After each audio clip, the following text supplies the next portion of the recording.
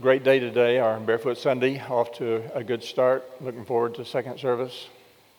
I had boxed 50 packing boxes of shoes before all of this started, and we've had a ton more come in today, and I'm sure we'll have more come in second service. So we're going to have and when I say 50 boxes, that's about 1,000 pairs of shoes, just for a point of reference.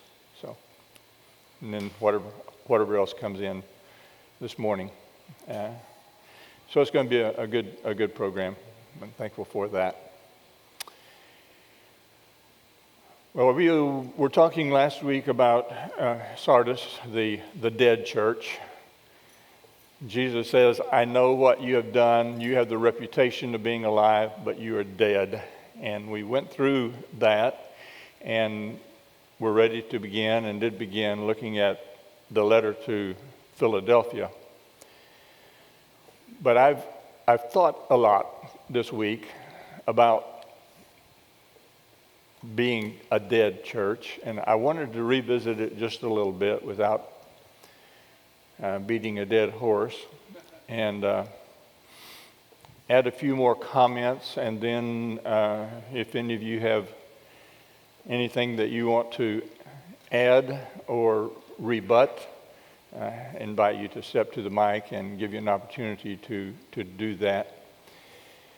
But it's just really, I think, serious, important, and worthy of spending a little bit of time to talk about what would it be that would cause Jesus to look at a church that thought it was doing well, was riding high on its reputation, but to be declared dead. That's a serious accusation. So I put together a few more thoughts in addition to what we talked about last week. Live churches are constantly changing. Dead churches don't allow change. Everything that has life in it has motion, it's moving, it's changing, it's growing. When it stops growing, it starts dying. So I think that to be content with just what we've always been is maybe a warning sign. Live churches have lots of noisy kids. Dead churches worship decency and order. Have you ever heard we can't do that because we got to do everything decently and in order? Well, there's a place for decency and order, but that can't be your driving factor. And that can't be something that serves as a roadblock to anything that you ever want to do to grow spiritually. Live churches' expenses always exceed their income. Dead churches take in more than they need. When Donna and I moved to Fairfield, California, we settled in a church there in Fairfield. It's kind of a little bit like here. You could go to several different communities within driving distance, but Fairfield was where we made our home. And I eventually moved into the office of elder there. And that little congregation of about 300 people, good people, had a building that was been paid for a long time. And they had $500,000 in the bank in money market and CDs drawing 2% and no plan. Now, there's a lot of good things I can say about that church. They used the building to the greatest extent of any place I've ever been. It was used basically 12 hours a day, 7 days a week. They did a lot of good things. But that scared me to death, to have $500,000 sitting in a savings account without even a plan of what you might be going to do with it.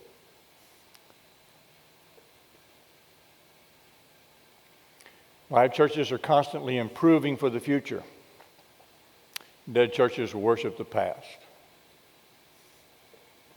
If it was good enough for mom and dad, if it was good enough for grandma and grandpa, then we need to preserve that.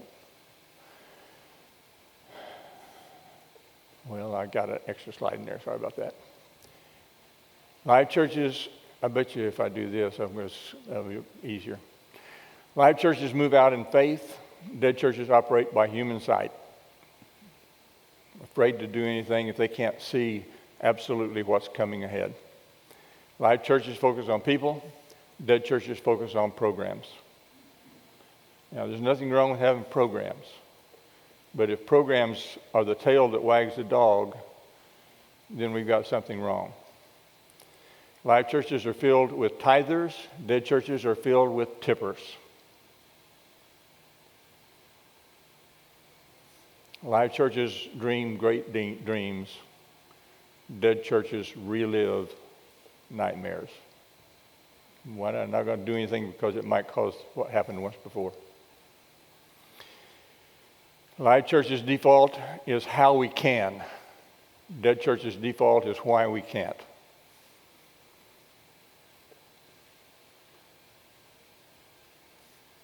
How we can may have obstacles. But if our default position is, what can we do about overcoming obstacles to achieve what is possible, rather than we can't even try because of the obstacles. Live churches evangelize, dead churches fossilize. I didn't think that one up, but I endorse it. I wish I had. I like that. Some signs of a dying church. The passion of its leaders is weak, waning, or dead in any organization. And what we're talking about this morning is an organization. We're not talking about the ecclesia.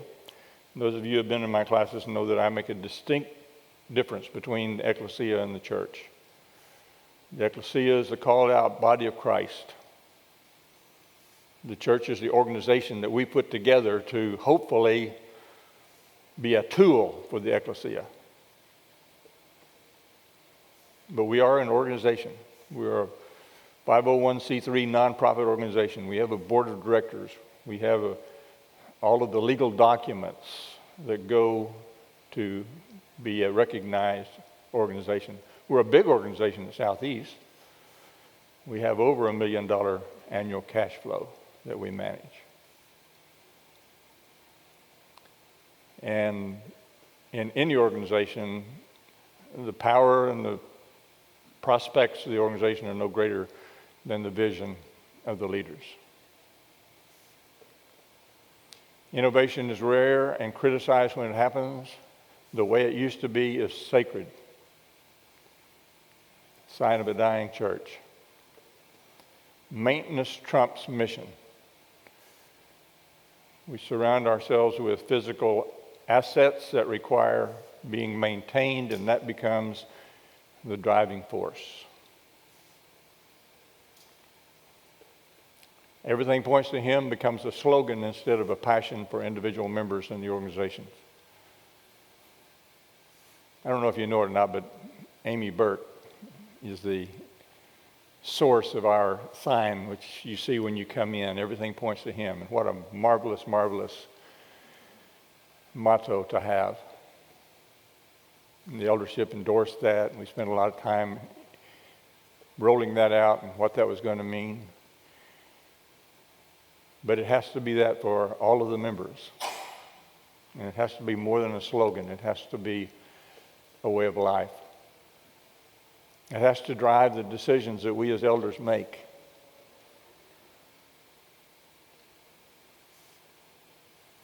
Sign of a dying church is that most of the members cannot quote Matthew 25.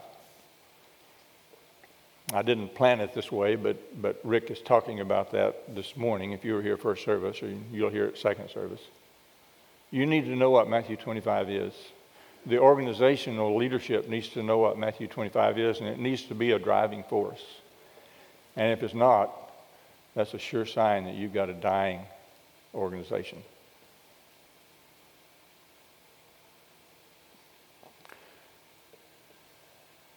What can we do in the way of CPR? What can we do to turn around a dying church? Well, we can acknowledge that we're stagnant, dead, or dying. Not be like Sardis that thought they were doing fine. We can get outside our walls. We have a mission statement here. There was a time a while back, I was in the corporate world most of my life, and there was a time when the corporate world got real involved in creating mission statements. Everybody, from the largest to the smallest, was creating mission statements. I worked at Unical and spent probably 6 months coming up with a simple 2-sentence mission statement for Unical. We belabored that thing to death. Well, I brought that with me into my church environment and tried to convince the leaders that we need a mission statement. Well, we belabored it more than 2 years. We worked on that for a decade, I think. We even took retreats for the sole purpose of coming up with a mission statement. It's not as easy as you think. And what we finally came up with, and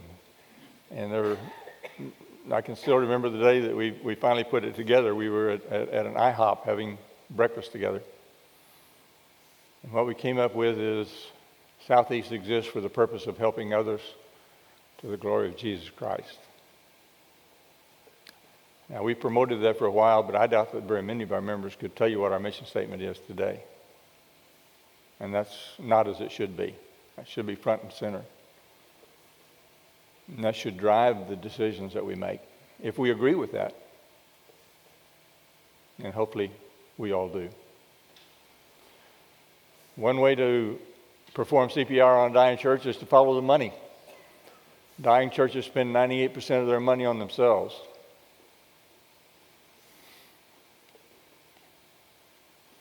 I don't know how many of y'all are, I imagine most of you are familiar with Francis Chan. Francis and his wife started to work out in the San Diego area of Southern California from the ground up. And from the first day that they met in their home until the time that he left and they were a mega church, still are, they made a firm commitment that no less than 50% of every dollar they took in would be used for the community, for some sort of outside the church outreach. 50%.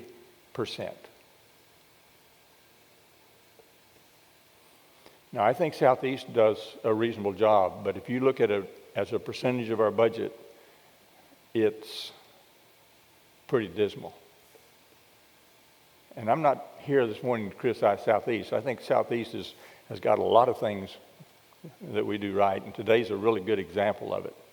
I'm glad we're having this today on Barefoot Sunday so that it doesn't sound like I'm being critical. I'm just throwing out warning signs where we can be, where we should be. CPR in church, get radical. Don't demand staying in your comfort zone. The world out there is not staying where it was a decade ago or 2 decades or 50 years ago. It's changing. It's always changing. And change is always difficult. I don't know why change is so hard for people. It is. I acknowledge that. It just is. But if we're not willing to get outside our comfort zone, then we're going to end up like Sardis. Even a turtle has to stick its neck out to make any progress. Be willing to take risks and to make mistakes. In a business, you can be so frightened of making a mistake that it just paralyzes you, and you end up going out of business. I spent 5 years as a manager with Sears Roebuck and Company. After I left, so you can't blame it on me, after I left, we got into an environment where people like Walmart were coming on the scene, and they were moving more and more towards self-service. And Sears debated and wondered and agonized. We've done pretty well for, many decades. Our catalog, boy, that catalog, that's going to carry us for the next 100 years. Never saw the internet coming. And they couldn't decide if they wanted to be self-service or full service. So they said, we're going to be safe. We're going to be half and half. So we're going to still have all the expense of a full service and none of the benefit of the reduced expense of a self-service. And how many Sears Roebucks do you know about today? They're a dying breed, almost gone if not.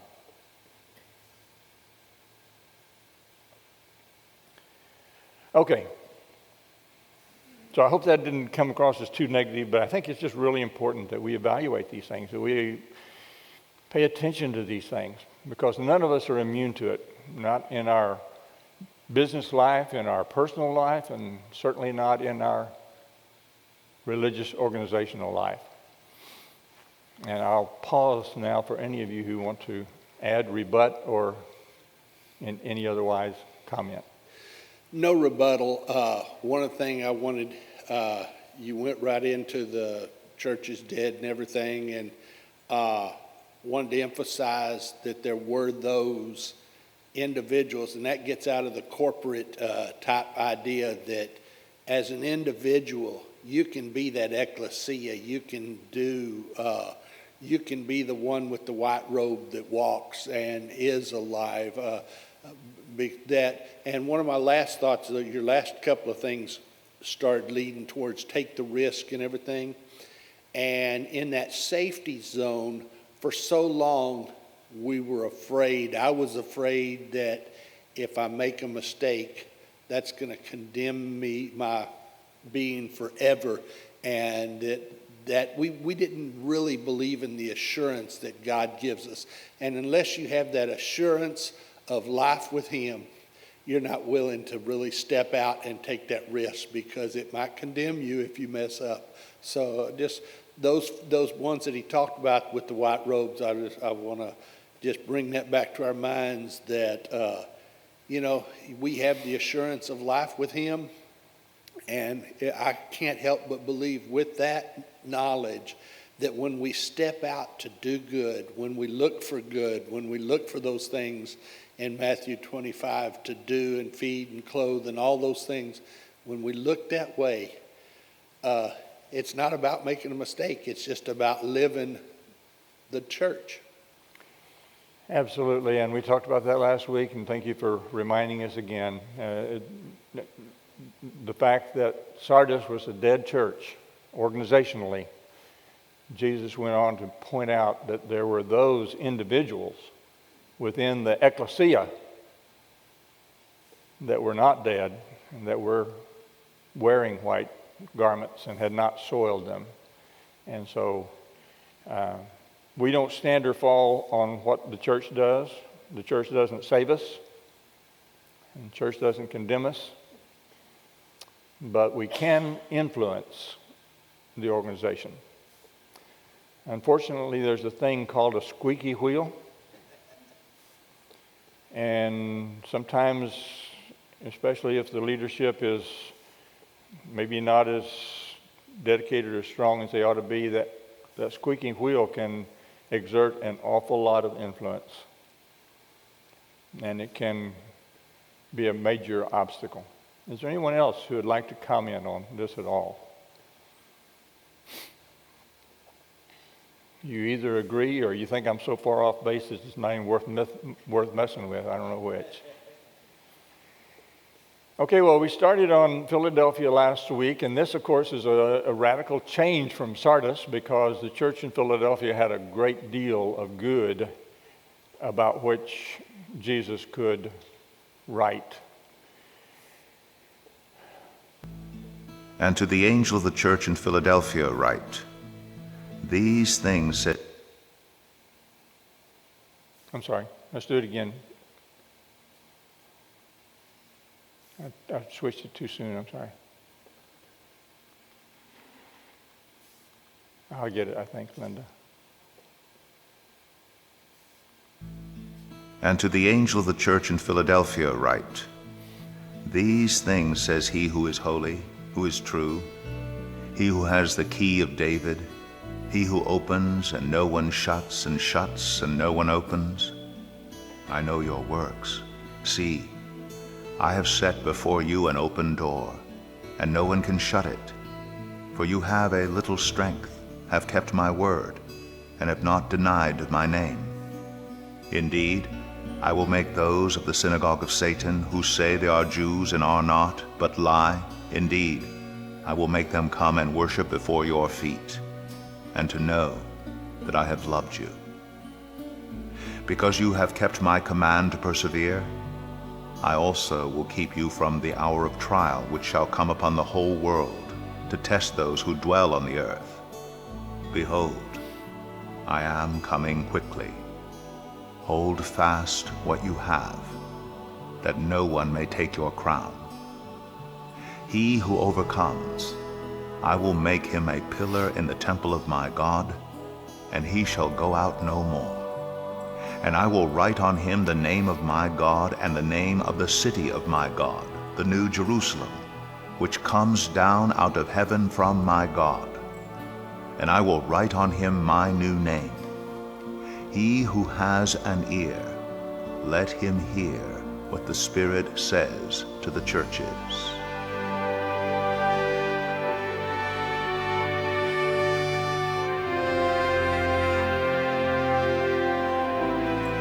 Philadelphia is a prosperous city until the year 17 AD, when this region was struck by a cataclysmic earthquake. An earthquake that was so devastating that Rome actually exempted Philadelphia from tribute for 5 years. The Philadelphians were hoping for a little more help from Rome to get them rebuilt, which was never really forthcoming, so they felt somewhat neglected by the emperor. Now, that neglect turned into a sense of deep betrayal when Domitian decreed that all of the vineyards of this region should be torn out. I couldn't help but notice driving here today that in this beautiful valley, the vineyards were lush and full. The vineyards were the backbone of their economy. They were so good here that they competed with the vineyards in Rome. And so Domitian said, you guys tear your vineyards out so that ours can be the front edge of commerce. In doing that, he broke the backbone of their economy. So they felt deeply betrayed. The early Christians here in Philadelphia felt betrayed as well, betrayed by the authorities. So you can imagine what it meant for these early Christians to get a letter from Jesus where he began by saying, I am the holy and true one. Holy, meaning that he was totally other and different, and in that otherness, he was perfect, that he could do no wrong, that he would never do them wrong. And true, and that he would be absolutely faithful to them, never neglect them, never betray them. That was a word that these Christians desperately needed to hear.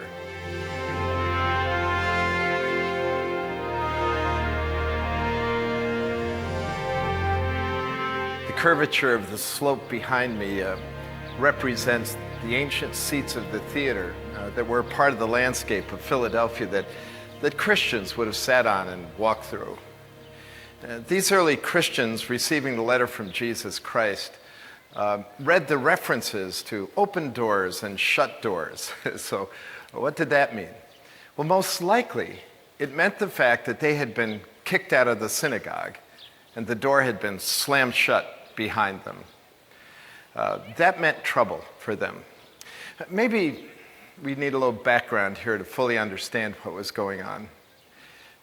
Jews who were persecuted fled throughout Asia Minor and established themselves in these little towns and would build a synagogue where they would meet and worship.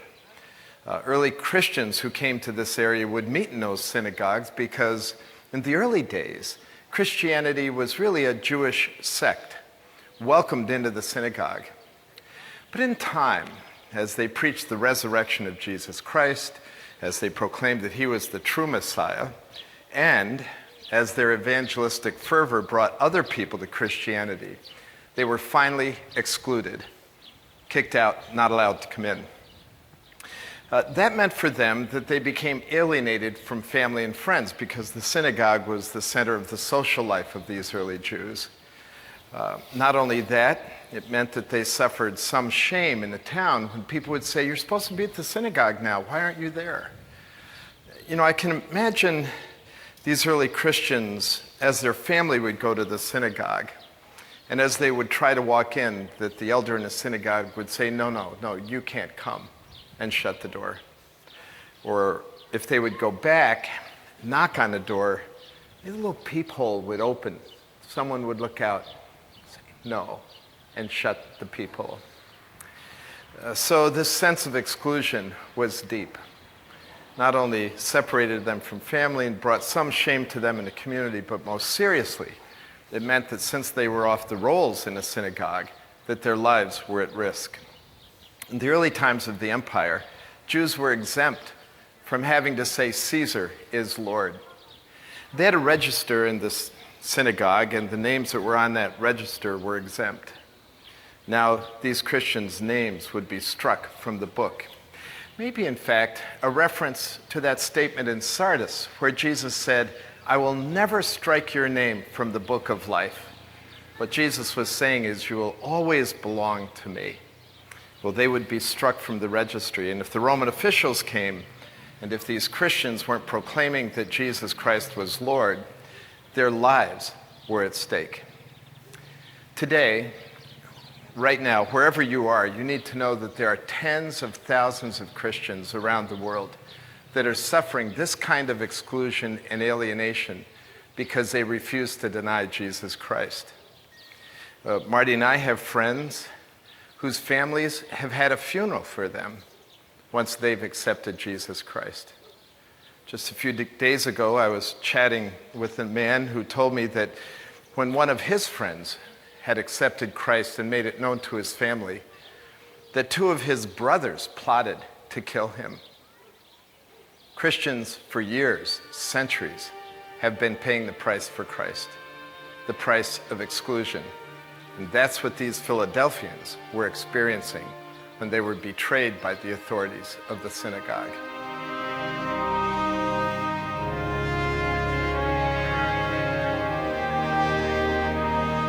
The remarkable thing is that these followers of Christ here in Philadelphia refused to bail.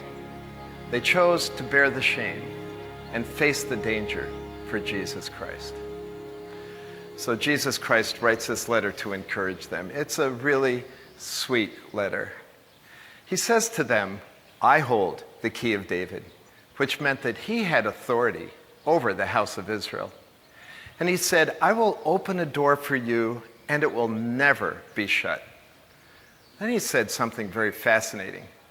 He said, "These who have excluded you, someday they will bow their knees before you and know that I love you." I'm not sure what that means, when that will happen. But since these were Jewish believers, I wonder if they thought back to their national hero, Joseph, the one with the coat of many colors, whose brothers terribly betrayed him and put him in the path of death. Years later, the brothers show up in Egypt, and Joseph is the ruler, and they bow their knees before him, begging him for bread and sustenance. And I wonder if ringing in these Christians' head were the words of Joseph when he said, "You meant it to me for evil, but God meant it for good." Maybe. I hope so. And then Christ said, "Hold fast, because I'm coming again."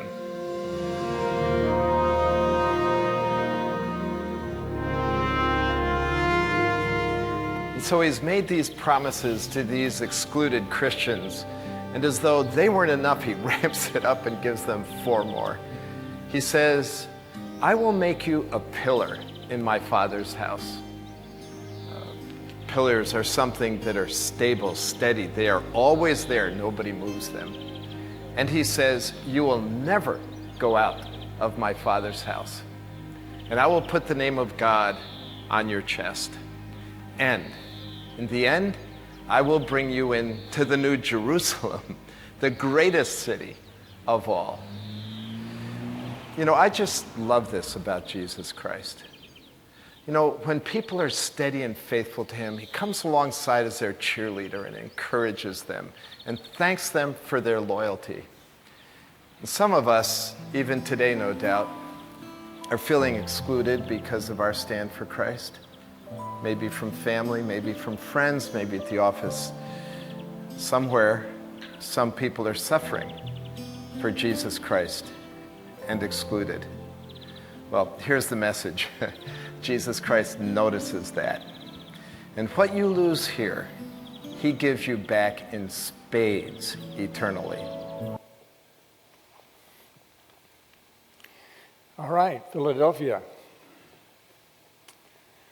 Repeating a little bit of maybe what he said, but then adding a few more details as we go along. Philadelphia was named by its founder, King Attalus II. We call it Philadelphus of Pergamum. The king reigned from 159 to 138 BC. He was a great admirer of his brother and predecessor, Eumenes II, king of Lydia, and thus he gave it the name, and you know what Philadelphia means. It means brotherly love. So that's the origin of the name. Located at the foot of Mount Tmolus, on the banks of the little river Cogamus. Today that river is called Gadiz. Beautiful place over there. First settled around 159 BC and became a Roman possession in 133 BC. Been called the Little Athens because of its many temples and festivals to pagan deities. I think I mentioned last week that there is actually a settlement in Athens, Greece, outside, a suburb of Athens, Greece, which has the descendants of the descendants of the descendants of immigrants from Philadelphia to Athens, and they call that settlement Philadelphia. Just a little footnote. North and east from the city stretched a great volcanic plateau, which was famous for its grapes, as was mentioned in the video. Wine was the chief source of revenue for the city. Not unsurprisingly, Bacchus, the the god of wine, was worshipped there. Today, the major product from this area is opium. So, the times change. City was completely destroyed, as Joe said, in 17 AD by the Great Earthquake that leveled a total of 12 of the cities of that area. And in 600 AD, the Church of St. John was built there. Here's a picture of it. You can see the spiral of it between the columns back there in the background, and there's some carved stone from that very ancient church. Today the city is called Al-Shahir. The city had a large Christian population until 1922. We talked about that with some of the other cities that in 1922 the Arabians really drove Christianity really drove Christianity underground. Today it's home to no less than 45 mosques. It's famous for its dried sultana raisins. So this is the text. Write this to the angel of the church in Philadelphia. These are the words of the Holy One, the true one, the one who has the key of David, who opens and nobody shuts, who shuts and nobody opens. I thought Joe did a really good job of kind of explaining the significance of this statement of opening doors and not shutting doors to the people who were in Philadelphia. It would have had very special and very personal meaning for him. It's a reference back to Isaiah 22. I will give him the key to the house of David, the highest position in the royal court. When he opens doors, no one will be able to close them. When he closes doors, no one will be able to open them. And Paul uses this phraseology, if you will, several times. For example, in 1 Corinthians, 2 Corinthians, and Colossians, and each of these he talks primarily about the door being an opportunity, opening of the door of opportunity. God has opened a door of opportunity for us to go in and spread the gospel. I thought Joe did a really good job of explaining the significance of having the synagogue doors closed for the Christians. Synagogue doors were closed to the Christians. This alienated Jewish believers. If you were a convert to Christ from a Jewish background, all of your family, of course, was Jewish, you were still probably observing some parts of the law of Moses, probably just about all of the law of Moses except maybe animal sacrifice. And Paul did not condemn that. I think Paul himself was rather observant of Jewish law. But to the Jews who did not accept Jesus as a Messiah, the synagogue was closed to their brothers and sisters, their Jewish brothers and sisters. So this was an alienation. The temple doors, of course, were closed to the Christians, talking about the pagan temples, the worship of Bacchus and all of the other, Zeus and Artemis and all of the others. Christian had no place there. Those doors were closed to them, if not by the Romans, by their own belief in Jesus. They were not allowed to participate in that. So they were alienated from their background and from their family. And for all of those, Jesus promises an open door that will not be closed, from which they will not be alienated. Verse 7 says, I know your works, your deeds. Look, I have given you an open door right in front of you, and nobody can shut it, since you have a little power, a little strength. That, by the way, is the word dynamon. What does that sound like in English? Dynamite. Dynamite. That's where we get our word dynamite. And they didn't have a lot. They didn't have to have a lot. They just had a little. Jesus can take a little and work with it. You have kept my word. You haven't denied my name. I think there is, and I read in this a little implication of there having been some persecution there because they had stood fast. So they had stood fast against something, right? There were those who were challenging their faith. Exclusion from the synagogue put Jews in danger and exiled them from their families and friends. And you've heard us talk about that before. Joe's mentioned it, is that in the Roman Empire, the Jewish religion had been given a special exemption from Caesar worship. I'm not sure why. Maybe it was just easier for the emperor to allow that concession for them than it was to enforce it. And in the eyes of Rome, the Christians were a Jewish sect. So by extension, they were given that exemption of Caesar worship. So it wasn't quite as politically dangerous for them. But when the Jews would go to the Romans and say, these Christians are no part of us, well, then that excludes them from the exemption. And now all of a sudden, if they do not bow down to Caesar, if they don't pay Caesar worship as God, then they are subject to all the penalties that entails. Verse 9, look, this is what I will do to the Satan synagogue, who call themselves Jews, but who are frauds, or some translations say who lie. Jesus says they're nothing of the kind. They're not Jews. They're liars. They're frauds. That's a terrible statement much harsher rebuke than he gave to the people there in Smyrna. These are Jews who refused to accept his messiahship, or they are Judaizers, that is, Christians who are within the faith community, but who are trying to cling to their past association with the law of Moses in such a way that they want to bind that on all Christians. And that's what the great rub came in.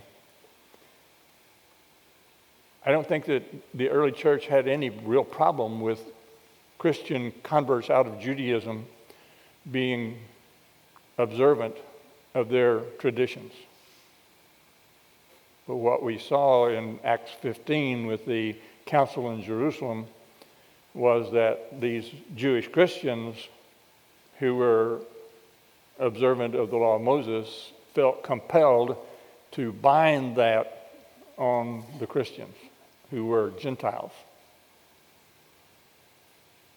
It's all right to come to Christ if you're a Gentile, but you have to come through the law of Moses. And Paul would have none of that.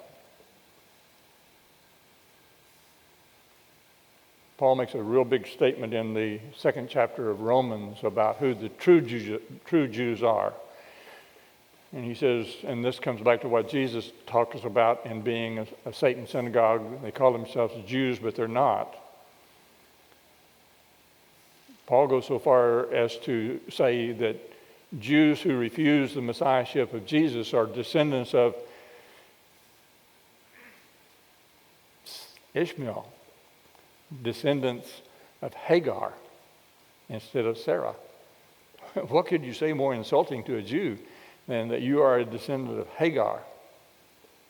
The true Jews, the descendants of Sarah, in Paul's reasoning, and this is not physical, this is spiritual, but the true spiritual Jews are the ones who accept Jesus' messiahship. And that's what Jesus is writing to this church there in Philadelphia. Well, our time is up this morning. Thank you so much for being here. Thank you for your patience and letting me rant a little bit. I need to do that every few months, or my system gets out of balance. So anyway, we'll finish up with Philadelphia, and then we've got one more very unpleasant letter to look at, and that's the letter to Laodicea, and we'll get to that in due course. So thank you for being here. Have a wonderful, God-blessed week.